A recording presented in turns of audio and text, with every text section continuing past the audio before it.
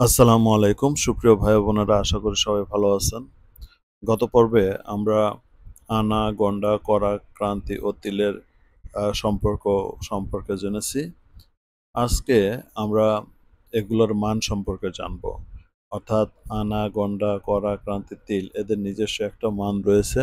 সেই মানগুলো কি এটি সম্পর্কে আমরা ধারণা নিব। তো চলুন দেরি না করে মূল ভিডিওতে যাওয়া যাক।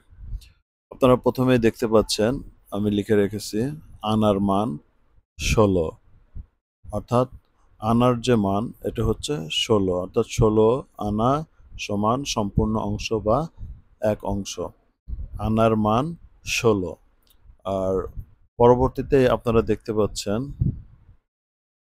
গন্ডা, গন্ডার মান ৩২০, গন্ডার মান ৩২০। আর তৃতীয় নম্বরে যেটি দেখতে পাচ্ছেন করার মান, করার মান হচ্ছে ১২৮০, করার মান ১২৮০। চতুর্থ অপশনে যেটি রয়েছে সেটি হচ্ছে ক্রান্তি, ক্রান্তির মানটা দেখতে পাচ্ছেন ৩৮৪০, ৩৮৪০। এবং পঞ্চম যে অংশটি দেখতে পাচ্ছেন এটি হচ্ছে তিলের মান। তো তিলের মান হচ্ছে ৭৬৮০০, ৭৬৮০০।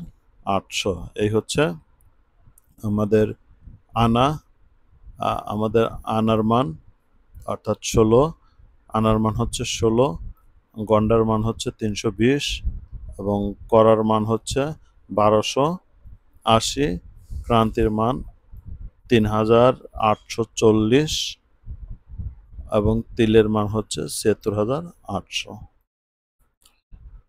তো এই ছিল আমাদের আজকের ভিডিও। আবার দেখা হবে নতুন কোনো ভিডিও নিয়ে। সে পর্যন্ত ভালো থাকুন, সুস্থ থাকুন। আল্লাহ হাফেজ।